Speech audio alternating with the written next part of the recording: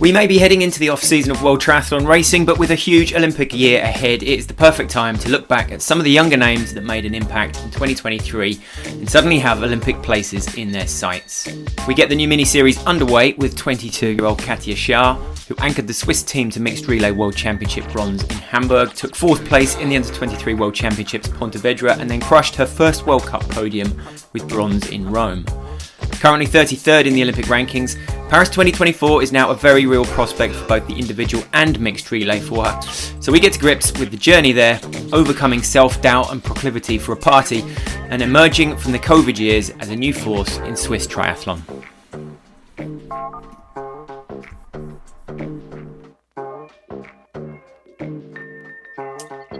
Hello. Hello. How's it all going? Are you just sort of, are you actually able to take some time off, or is it still all go at the moment? Begin the training again since almost 3 weeks now. Right. So it's already full on winter preparation. Yeah. So, yeah. And actually I'm doing a special training block right now, like in swimming. So it's really tough mentally for me. So, yeah.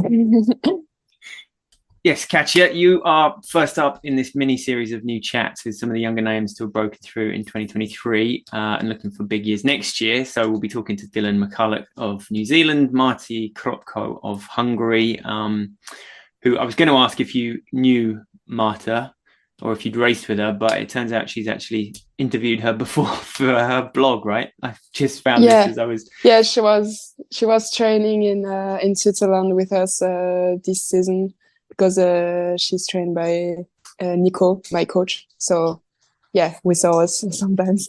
Right. So, just as a bit of background, so you grew up, is it Mézières, just north of Lausanne? Yeah. Is that your hometown? Yeah, exactly. Yeah, I grew up. I'm there since I'm born. So I did my whole life there, and all my school in Mézières and then Lausanne.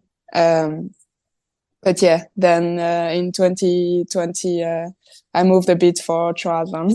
And that's, I mean, it's like, what, an hour and a half from Cercy, more or less, or a bit more, like from 2 hours. Mézières to, So would you, Cercy is a residential, like you would stay there and be based there and be on campus, would you, and training all on the same site? Is that the setup? Yeah, I lived there for 2 years, but actually now I'm back in Mézières with my parents. And I will do only training camp with Nico, because he does his own training group now. So we will do like a lot of training camps in Spain as well with the team. So yeah, I think I will be almost always traveling and doing some training camps or blogs. Yeah. When you say team, do you mean Nico's training squad or the Swiss team itself? Is he Nico squad? Oh, it just changed now, like this month. Who's on the squad? Who are the other faces that you're training with? Livia Gross, she's now with me. Otherwise, there is Jamie Riddle, Alexis Lerio, Theo Texero, Paul Georgiotum, Marta Kropko, Ivana Kuriakova, Shane Williams. Oh, right. And maybe I forget people. I don't know. I hope not. Oh, yeah. I didn't say everyone, so yeah, I'm sorry. But it's a bit new, so we didn't train a lot all together right now. So yeah, we'll see how it will be. Okay, so you're expecting like the first all coming together over the next couple of weeks, are you? It's a good, like, exciting crew of fast young athletes there, isn't it? Yeah. We'll meet all together, I think 6th January. Yeah, in South Africa. So yeah, and a good like array of different sort of strengths in there, right? Are you, when it comes to sort of training in the pool with Marty Kropko or like on the bike with Jamie Riddle, like where they're good folk to be keeping up with, are they? Yeah, I think it will be really interesting to train with them, but I think the most important is also to get along well with the others, because for me it's more important to can have a great chat with the others training partner than really like to be on the same level, because you can always like do some training together even if you're not like exactly at the same level, or Well, and you're spending so much. Obviously you guys train hard and spend a lot of hours in the pool and bike and track, but like there's also a lot of downtime, right? Where you need to be able to like be comfortable around all those people. I mean, I think almost in a lot of training you push yourself hard, and it can be sometimes mentally really hard as well. So it's good if you have great people around you, but I'm sure it will be. And Nico is also a coaching who can manage really well the mental aspect. So when you're in a down, you're not alone. That's cool. Yeah. You know, it's different when you live with the other athletes. If you're always like at home alone and then you get to the training, there is not that much problem like between the athletes. Have the feeling it's more like when you're living together. So that will be interesting to see how it goes. Speaking of which, how has it been moving back home then with the parents?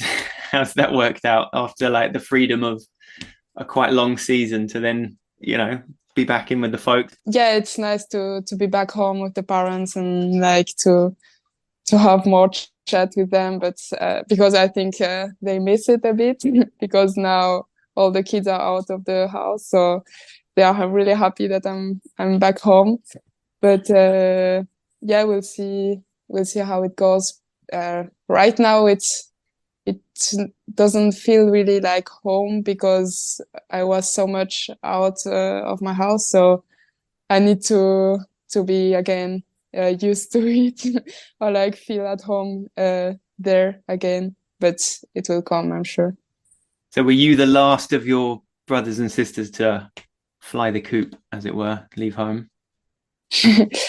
My sister and my brother are much older, so like 30 and 28, so they are both like living. My sister is living the village next to us, so she's really close, and my brother is like 30 minutes away from us, so I can see them sometimes, but it's hard to to find the right time. Well, and Mézières is quite a small town, right? I was like just seeing there's only about 1,000 residents of the where you're from, no, and that is where you are now, right? So is that it's not in the city, it's like really like in middle of the country. I don't know how to say, but best place to live. Did you love growing up there? Like, was that kind of what informed your sporty? Because if you're in a small place as well, I don't know, does that make it easier or harder to like excel to get to the top of sport? I mean, as you were growing up, like your background is actually a bit more swim and run than bike, isn't it? Even though you would be regarded as one of the stronger bikers out there. Yeah, I never really did bike races when I was younger. Oh, also now.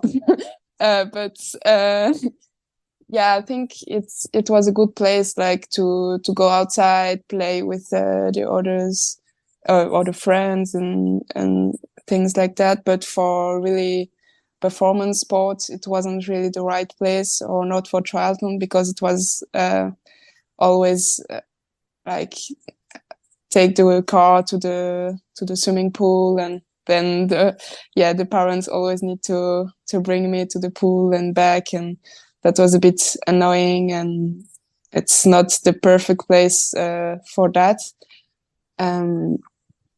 But I think the culture is a bit of sport, and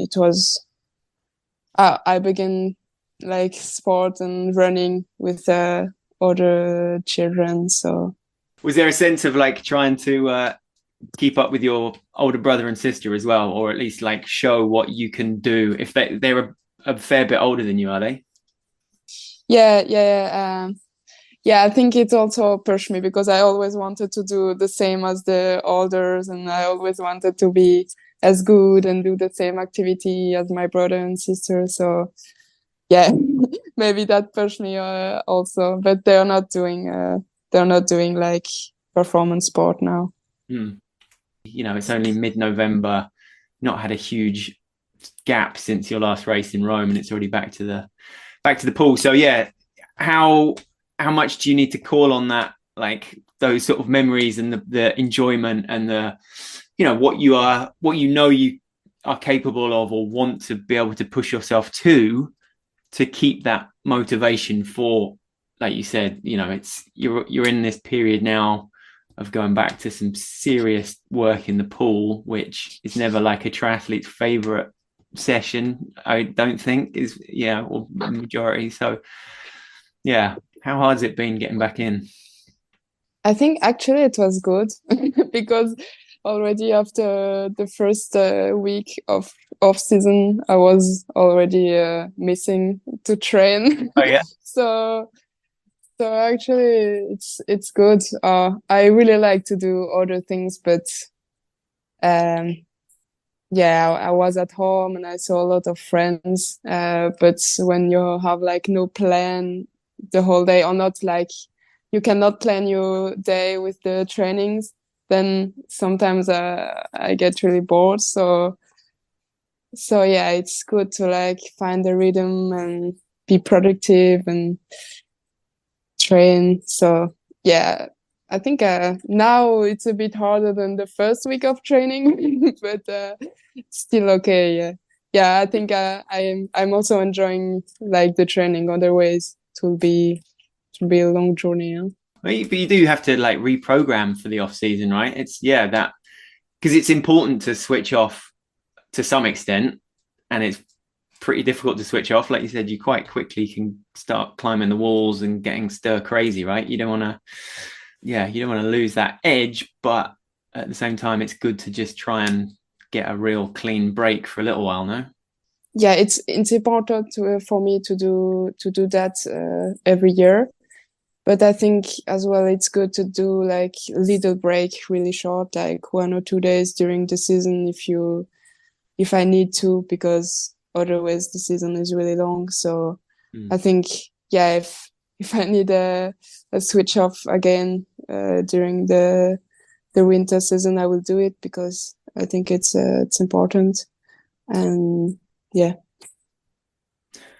And you did go into the off season off the back of your first World Cup podium, right? Bronze in Rome. So that has to be about as good a way of taking, you know, as good a thing to take into an off season as you can get, isn't it?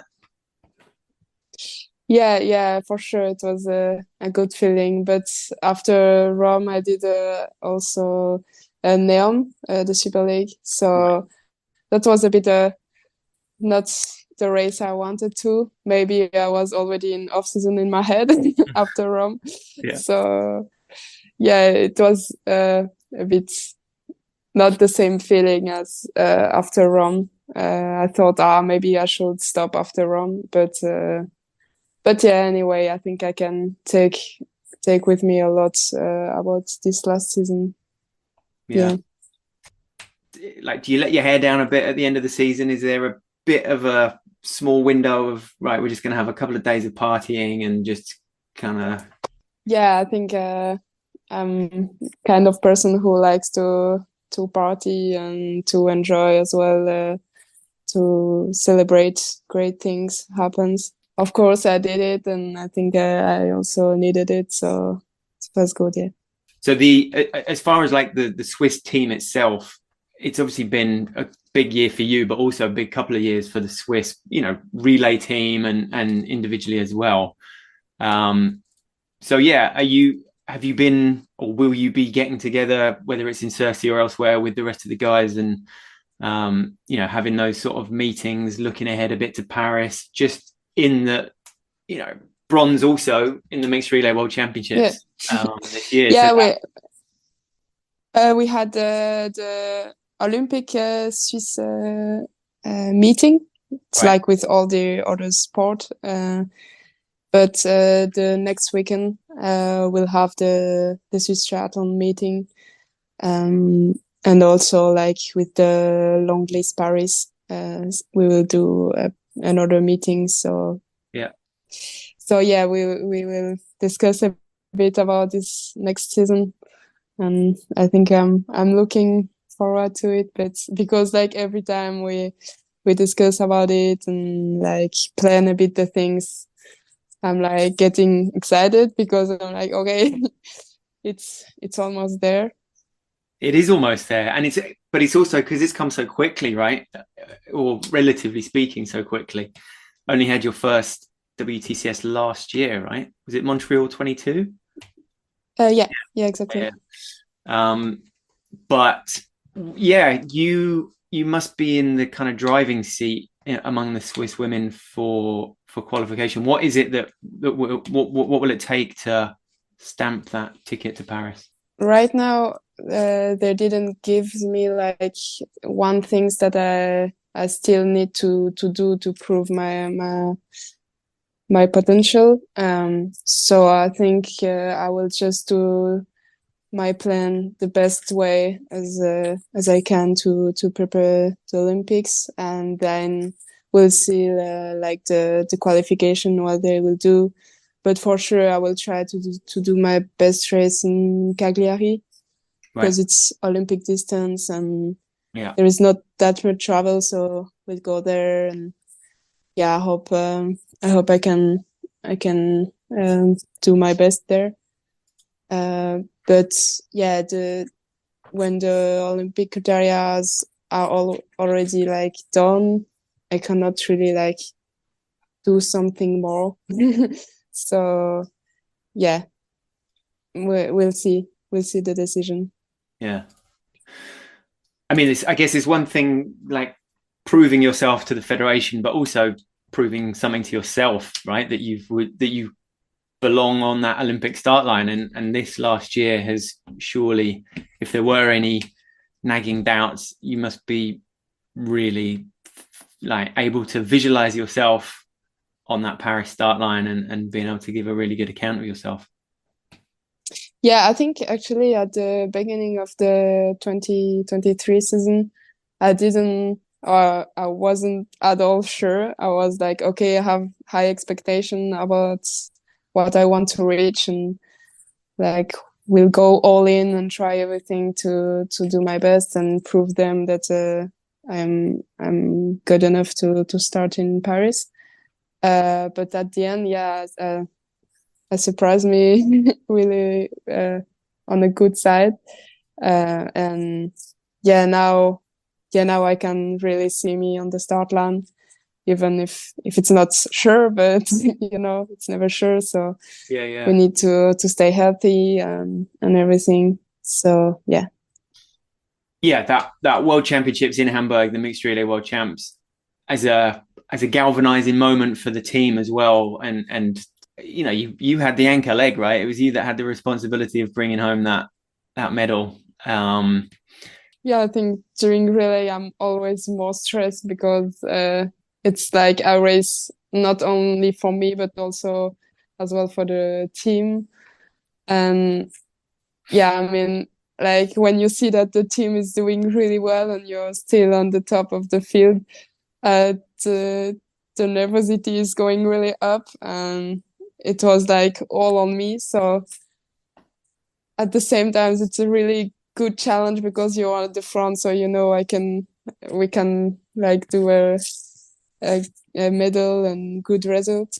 But at the same time, yeah, it's a bit of pressure for me.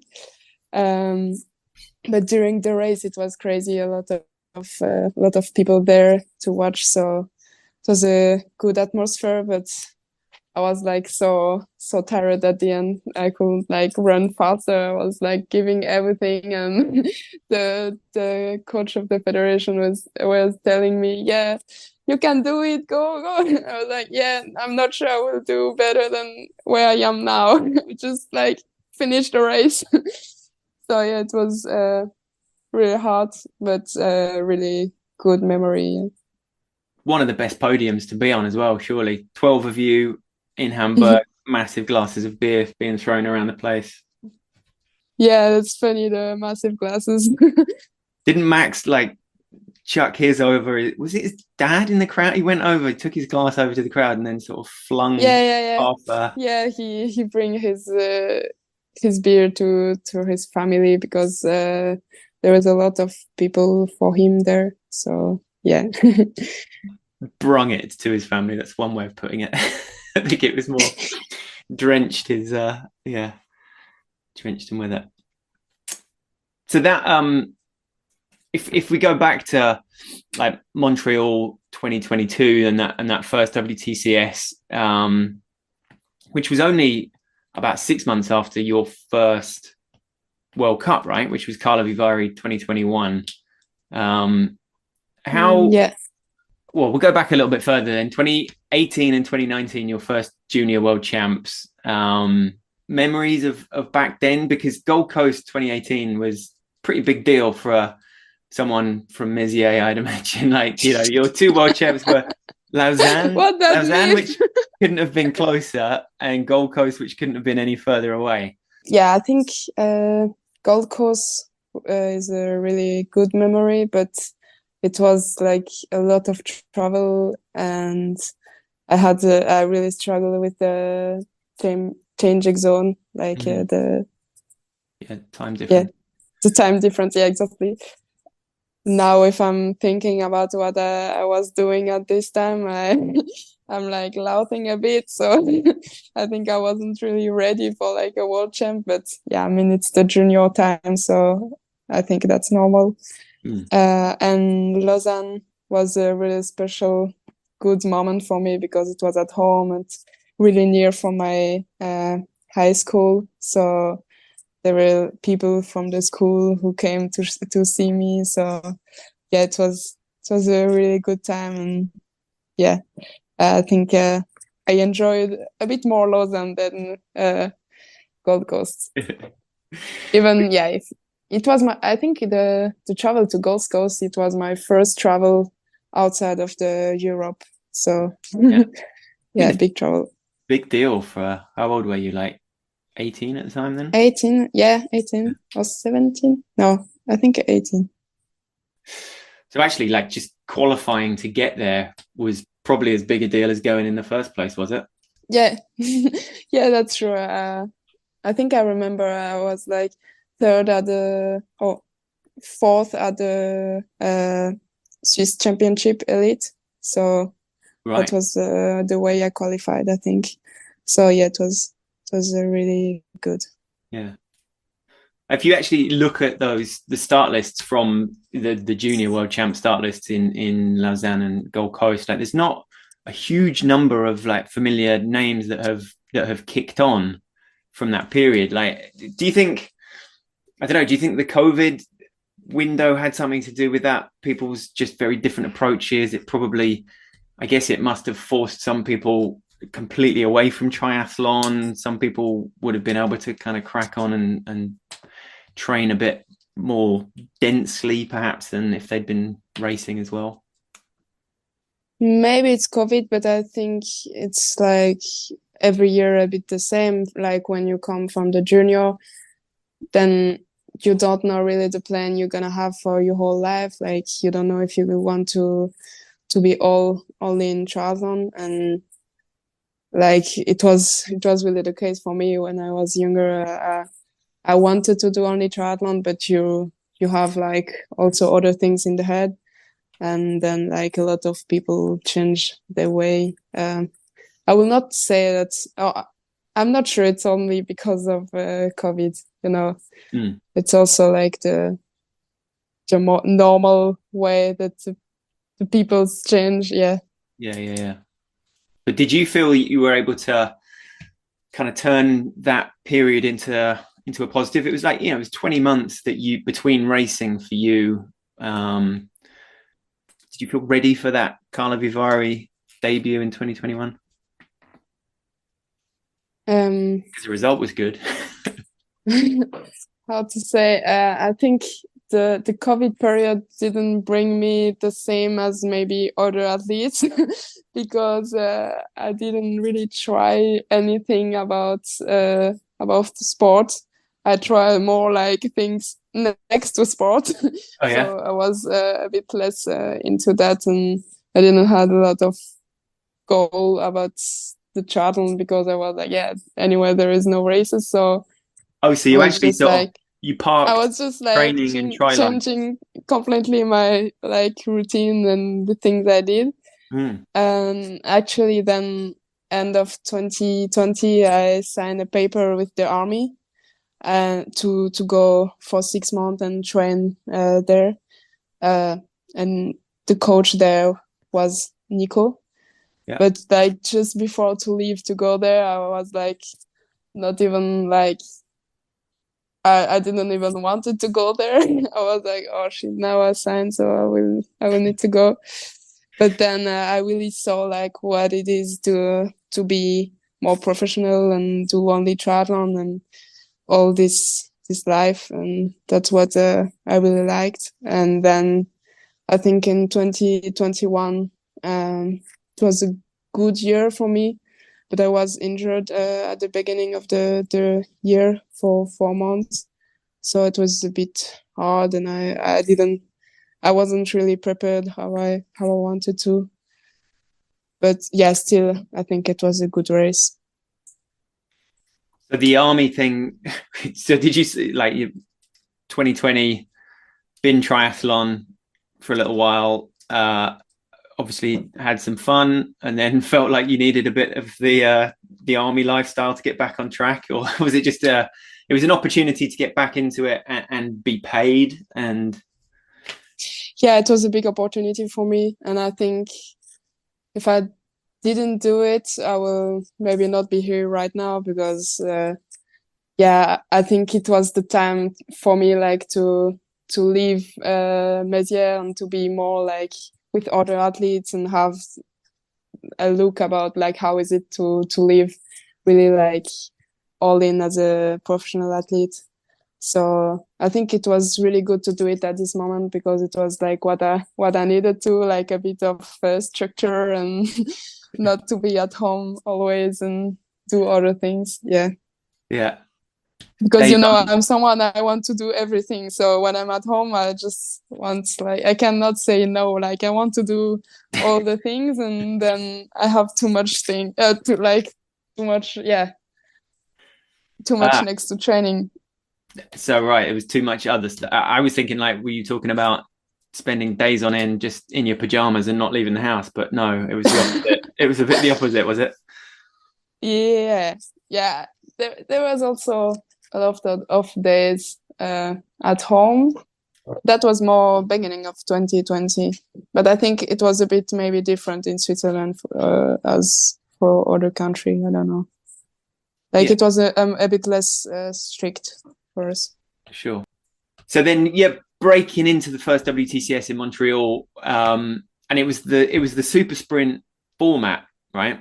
Over 2 days, qualifiers, 3 super sprints, which on paper wasn't necessarily going to be your forte. I don't know.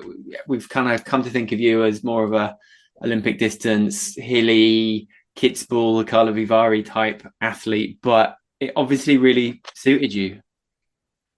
Yeah, I think I really enjoy it, and it's one of my favorite formats like until now. So yeah, it was I think it was better to start like that than with an Olympic distance in WTCS, or a bit more funny, like yeah, if it's going bad during an Olympic distance, then you have a really lonely moment Yeah. And if it's not going well in super sprint, then yeah, it's hard, but it's really short, so it's okay. Did you feel, was it at all like intimidating breaking into getting that first series start and athletes lounge, do's and don'ts, you're in there for the first time with the biggest names on the planet. Did you kind of feel at home quite quickly, or was it quite difficult? Yeah, for me it was like so crazy to be there next to the athletes that I was like watching on at TV, and I was like so excited about everything. And yeah, for me it was, I think I was really like already uh, on a high just to be on the start line with the others. So um, I think that also brings me like an easy way to start, because I was so just happy to be there that yeah, it was I was like in a good mental position. Yeah. And made it through to the finals there, obviously. And then in Hamburg this year, it was made it through to the top 10, right? Finished 8th overall. Yeah. Yeah, that kind of kick-starting that run of results. Well, maybe it kick-started in the European Championships more. Like, yeah, where did that Madrid race kind of rank in terms of your like coming of age moments, I suppose, and like Yeah, I think when I started to this race, like every time before I race, you watch the start list, and like I didn't thought that I would be able to go on the podium. Oh, of course, that's always what I want to, but sometimes you believe a bit more than others. So yeah, I think it was a really good race for me, and as well that it was a triathlon. It's like it was an opportunity for me, and I take it, and yeah, I did the best of that. And yeah, I think it's a bit the first. Oh, yeah, it's like a good title to have. if we're looking back at some of the highs of the last year, where did that 4th in Pontevedra sit? I mean, like, it was all looking so good off the bike and over that first lap. Yeah, I think maybe the problem was that I was a bit too like stressed during the bike. Like I was a bit scared to do too much. Like when we were all together. So maybe that was a bit the problem about that. Oh, that's what I think now after the race. I should have been like all in also in the bike, and not be scared to push too much or something like that. But anyway, then the run until 5K, it was okay. And then when the others passed me, I think mentally I also like completely blow up. Maybe now what I can say, it's maybe it would have been better to like not be in the lead, but just like follow the orders and stay behind until I can no more until the end. So yeah, it was a 4th place. Really tough for me, even if at the same time you can see that on a good side, like 4th in the world, it's also really good. So yeah, but for me it was more a lose than a win. Which made Rome only 2 weeks later all the more satisfying, I guess. Like, are you the type of athlete that, do you tend to beat yourself up a bit over races that don't go right, or and focus on little things that you would have liked to improve, or do you find it easy to move on? And were you able to, were you using Pontevedra as a bit of fuel in Rome, or had you already kind of moved on and were just focusing on that last race? I think when I'm not happy with myself, I can take a lot and improve like a lot of things, like because I'm thinking a lot about what I did after the race. So I think I take it a bit with me until Rome. But at the start line of when I started in Rome, I didn't had Pontevedra in my head. I think what was really good in Rome, it was like in the morning of the race, I could really be there in the moment and like have nothing else in my mind, and just like the main points in my mind at this time was just like trying to enjoy the race, because that's why I'm racing. And it was a great course, right? For a debut in Rome, it was definitely one that was able to kind of bring the best out of everyone, I think. Yeah, I think it was a really, really nice bike course. Yeah, I could like show my strength. Yeah. Will you have one more crack at the under 23s next year? Are you still eligible? You are, right? Yeah, next year I'm still 23. So do you think you'll probably go for that one last title, or is it too early to say out there? Because it's not. Sometimes people kind of prefer to kick on and do the elite, right? It's not a foregone conclusion. I really don't know. It was already a lot of discussion this year to know if I will start in U23 or elite. But yeah, in U23 it's always a good opportunity. But when you start there as like a good already, like when you're already a lot in the elite races, you have the feeling like you need to like do a good result, and then the focus is more on the result. And then when it's not going as planned, it's harder than if you're starting elite. Yeah. So it will be again a hard decision, I think, but we will see. Still have a lot of time until there. A lot of time. It's an unpredictable race, isn't it? Always as well. Like you've got quite a lot of still quite raw talent. You get some crazy breakaways, and you can never really call the under 23 world champs, I don't think.